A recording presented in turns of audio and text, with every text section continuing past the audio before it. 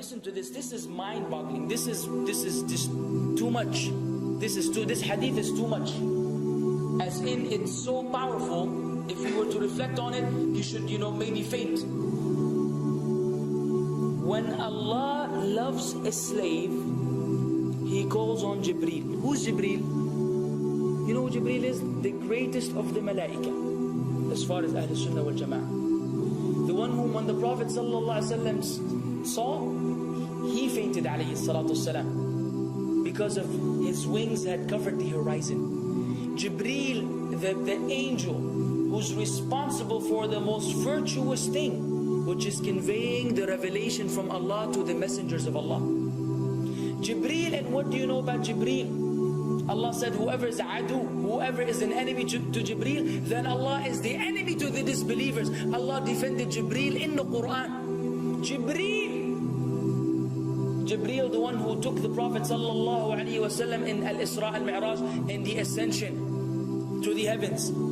Jibreel, the malak, which we don't know what to say about, because of his honor and his virtue in the sight of Allah.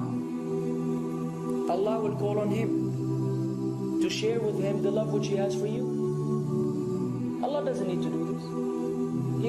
He could not do this, but Allah likes to do this, so He does it. He says, I love Fulan. Now I want you to think that Fulan is you. Whatever your name is, Ahmad, Mayroob, whatever your name is.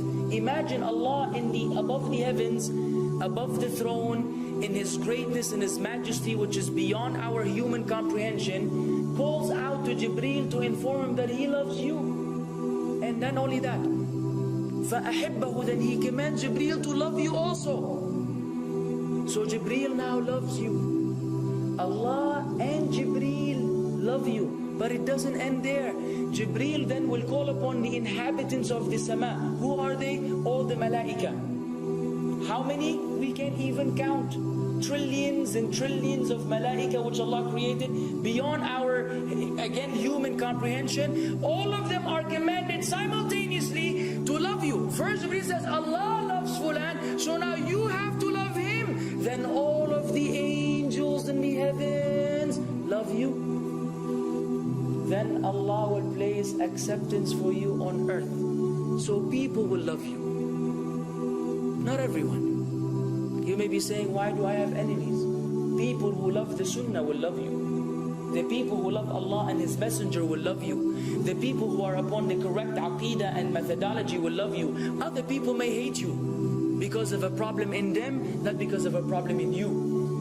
Because you may say, well, this fasiq, this evil, disobedient person doesn't love me. Don't expect him to love you. He loves people like himself. Who will love you? Righteous people. Righteous people. They don't know why. They don't even know why.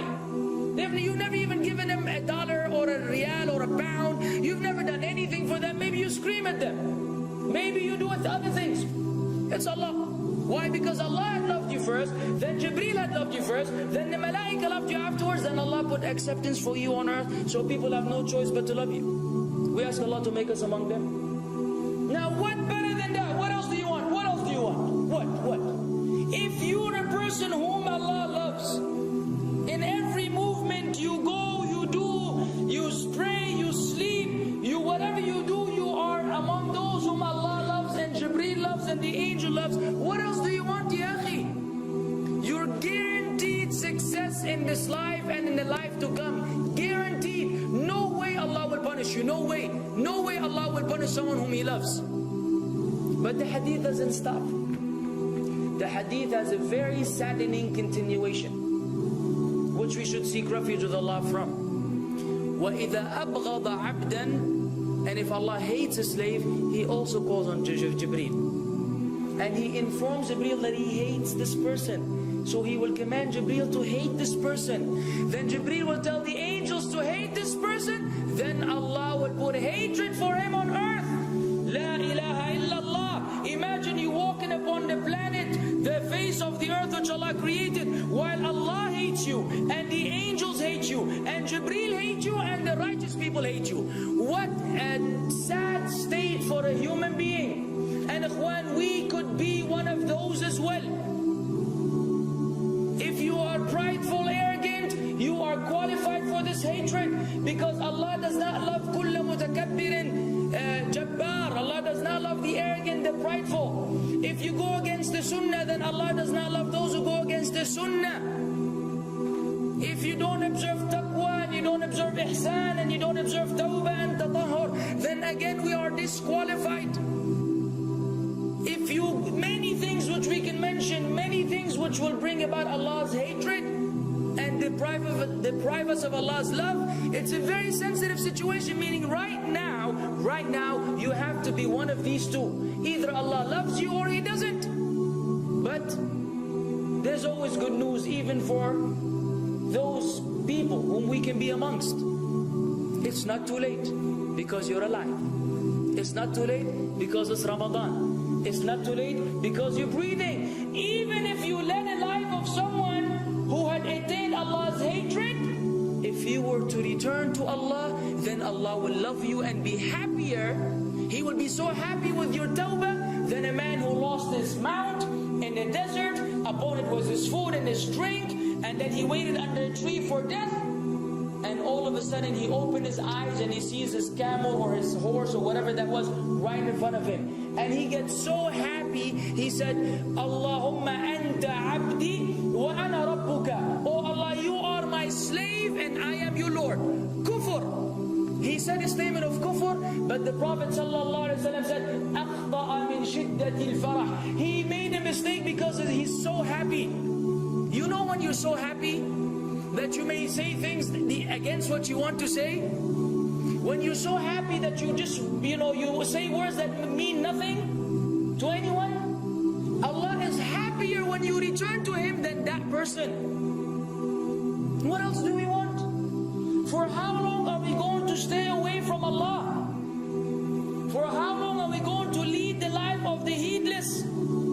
For how long are we going to go against the sunnah? What are you waiting for? Death? Death. حتى إذا جاء أحدهم الموت قال رب ارجعون لعلي أعمل صالحا فيما تركت كلا. Until when death comes to one of them, you say, oh Allah, allow me to return so that I may do good in that which I left behind. And it will be said to him, no, it's only a word. إنها كلمة هو قائلها. It's nothing but a wish and a word he will have. It will not be fulfilled. Let us not wait for death, ya akhwan. If each one of us here, by Allah, if each one of us here acted upon the sunnah, lived according to the sunnah, and invited people to the sunnah, and enjoyed what is good, and forbade what is evil, wallah, we will make a major change in the city in which we live. And if Muslims hearing this all over the world had that same attitude, then we will change the condition of the whole ummah. So no enemy can come and play games with us.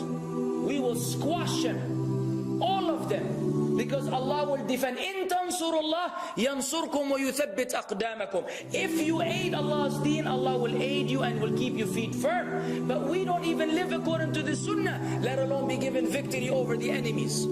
So we're being humiliated in everywhere we go in the world.